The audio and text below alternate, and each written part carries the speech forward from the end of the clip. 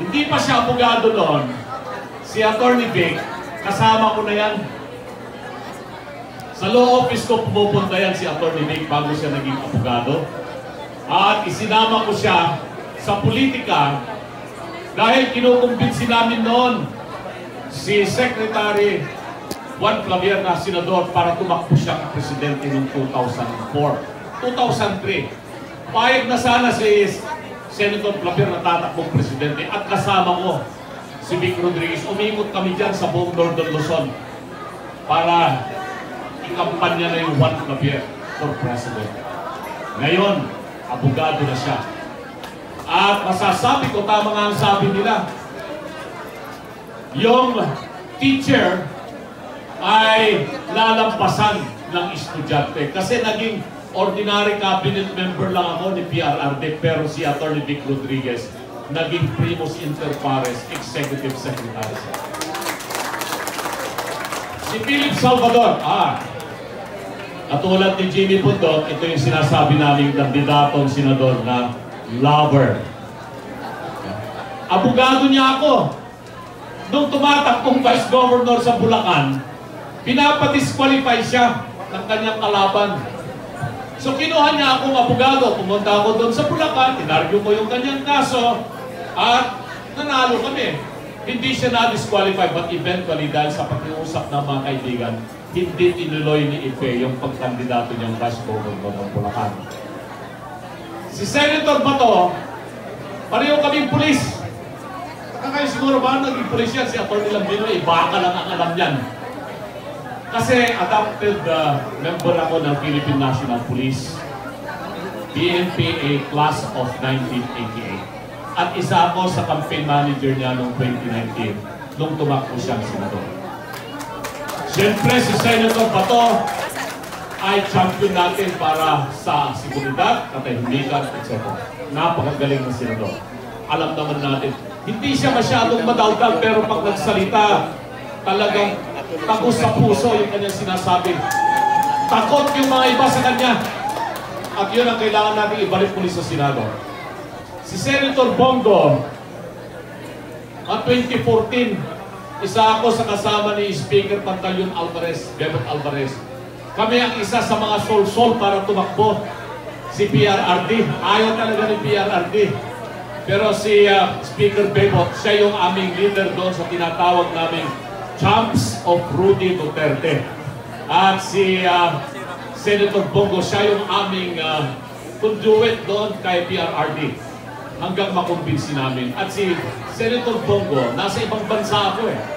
Tinawagan niya ako noong 2016. Sabi niya, Attorney, gusto ni PRRD maging administrator ka sa isang ahensya. Sabi ko, hindi ata ako nakahandang manimbiyan sa gobyerno, masarap na yung buhay ko sa private sector. Pero mahirap tumanggi sa isang Bongo at lalong-lalo na kay Tatay Digong. Kaya ako tinanggap maging member ng cabinet at naging administrator po ako ng Cagayan Economic Zone Authority. Ganun po yung naging relasyon namin ni Senator Bongo. Pinakahuli, si Congressman Rodante Marcoleta. Pareho kami ng advokasya niyan. Pagsusulong reforma ng ating saligang batas.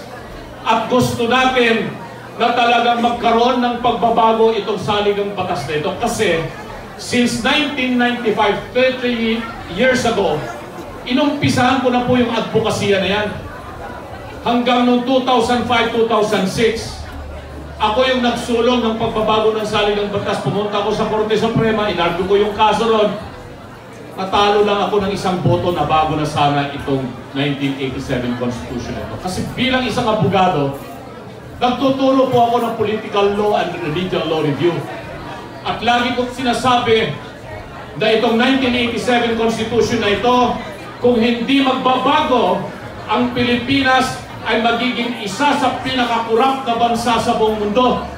Dahil itong 1987 Constitution ay nagbibigay sa mga mayayaman, mga elitista, mga oligarchs na kontrolin nila hindi lamang ng ekonomiya kung hindi pati politika. Sinabi ko noong 1995, itong mga oligarchs ngayon ay financier lamang. Sila nagbibigay ng pera sa mga politiko. Darating ang panahon, sila na mismo ang magiging politiko. At yan na nga ang nangyayari ngayon. Itong mga oligarchs, sila na rin ang politiko ngayon. So ano pa ang magiging kinabukasan ng Pilipino kung hindi natin babaguhin?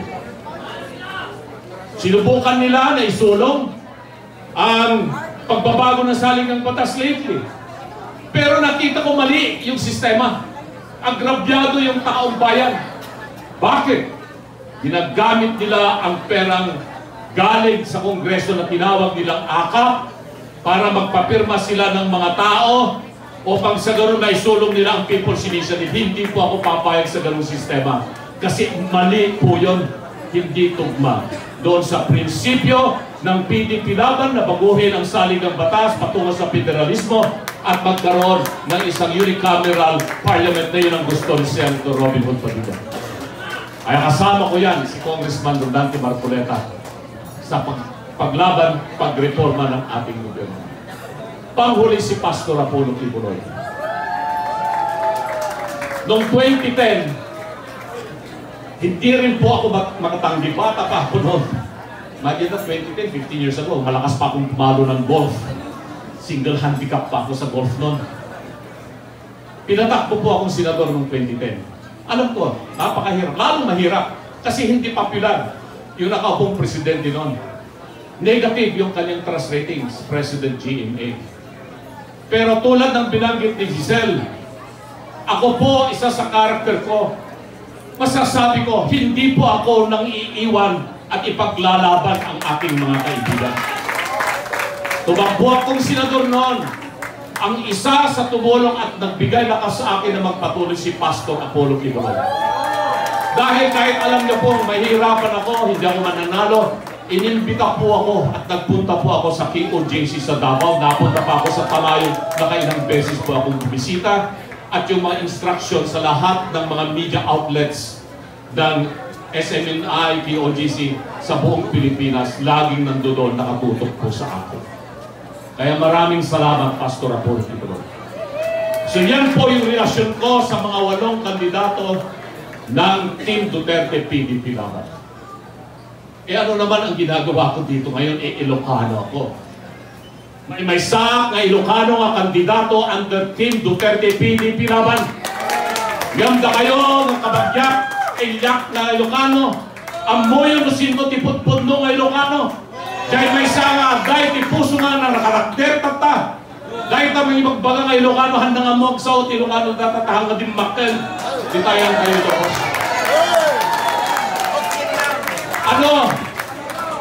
Ano ngayon ang dahilan kung bakit po ako tumakbo? Dahil wala po sa aking panaginip, plano.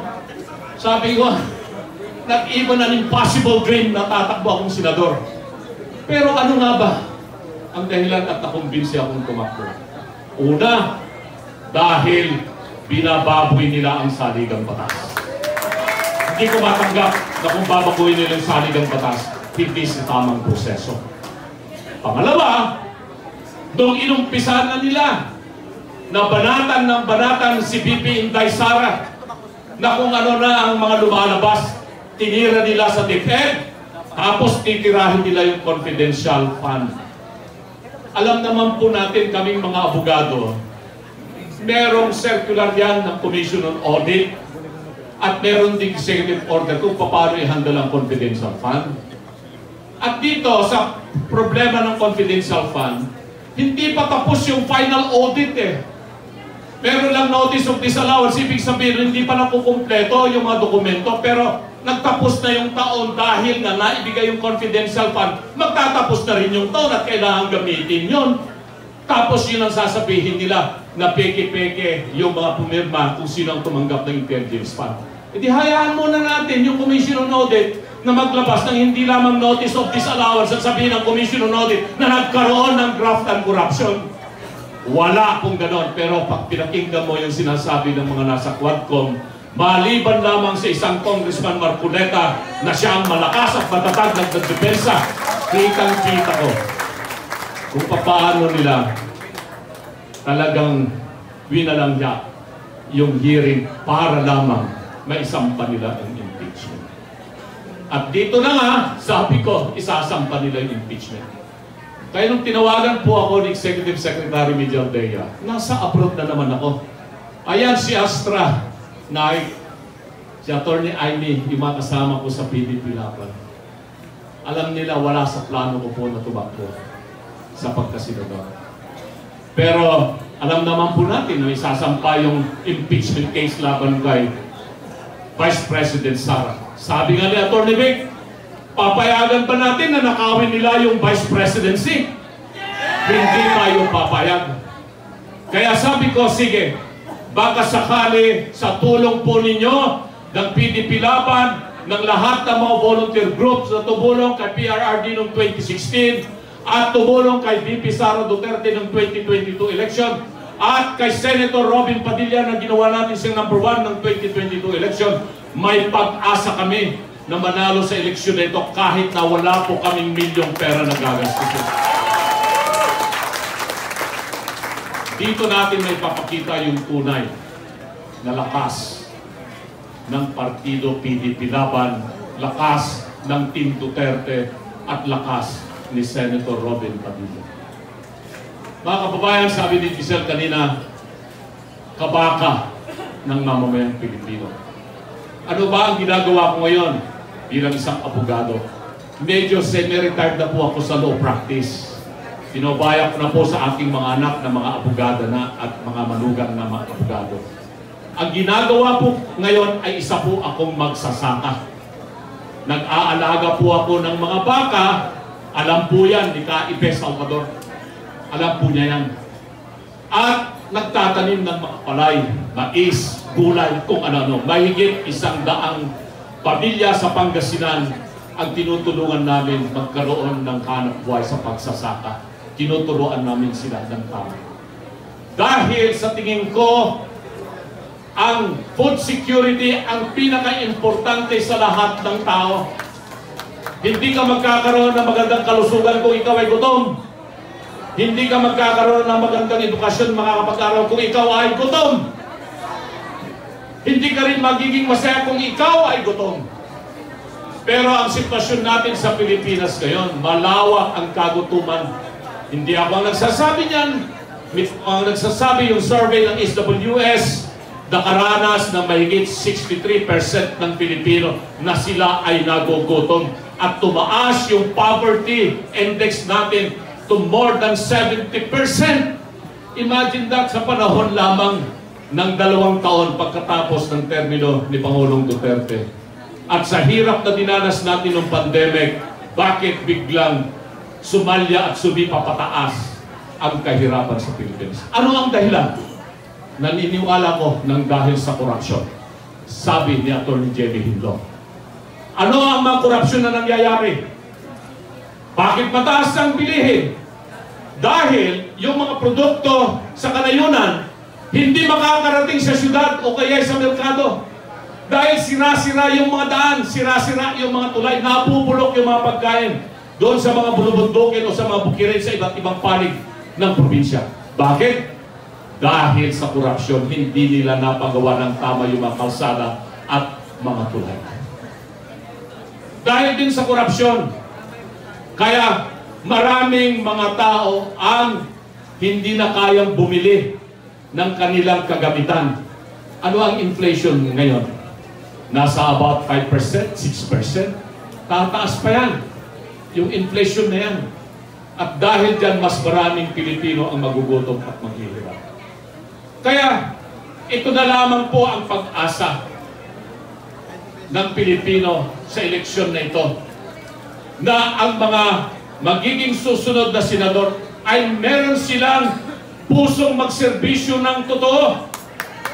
Sabi ni Atty. Vic kanina,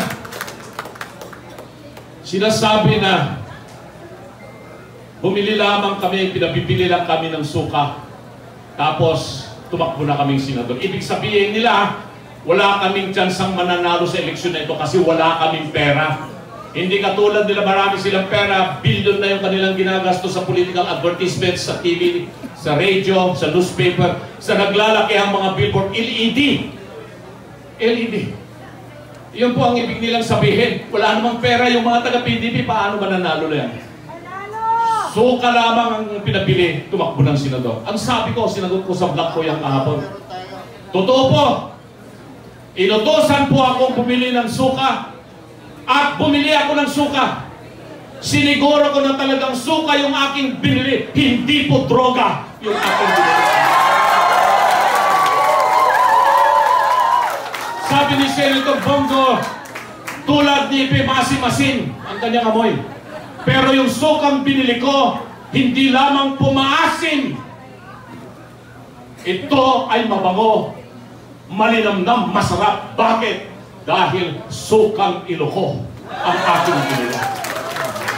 At kami ngayon sa PDP Laban, may asim po kami na magserbisyo ng tama para sa Pilipino.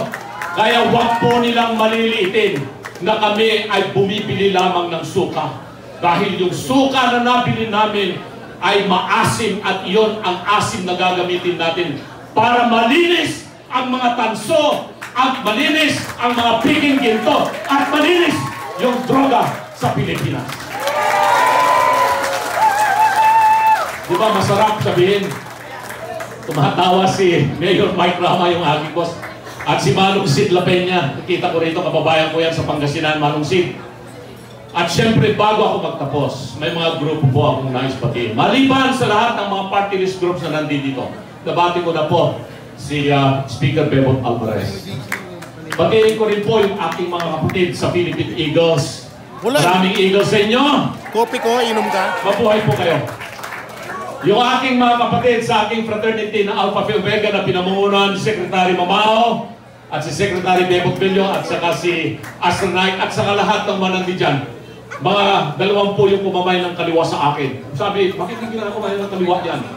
Di ba komunista lang kung kumakuha ng gano'n? Hindi, dahil yun po yung pagkamayan. At saka yung PDP Laban originally, kaliwa. At syempre, yung mga Ilocano at Pangasinan na talagang nagbiyahe sila galing ng Ilocos, Isabela, Cagayan, at iba-ibang lugar na nandito. Itaas nga ninyo yung kamay mga Ilocano katulad ko. Dahil hindi kapadak namang mga antipugong kan rabong.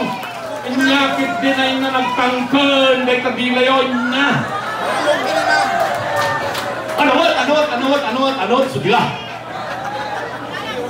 Yan ang tunay na Ilocano. Hindi yung sasabihin nila na ang Ilocano ay sila lang. Mas marami kami ngayon sa Ilocos. Gising na po kami sa katotohanan. Marami sila, marami. At siyempre yung grupo ng mga veterano. Malapit sa amin ni Senator Bato at ni Senator Bongo ang mga veterano, ang mga militar. Kaming dalawa ni Senator Bongo ay adopted classmate ng Class 92 ng Philippine Military Academy. Kaya pagkatapos po nito, aakyat na po ako sa Baguio at makikiusap sa aking mga kaibigan ng mga sundalo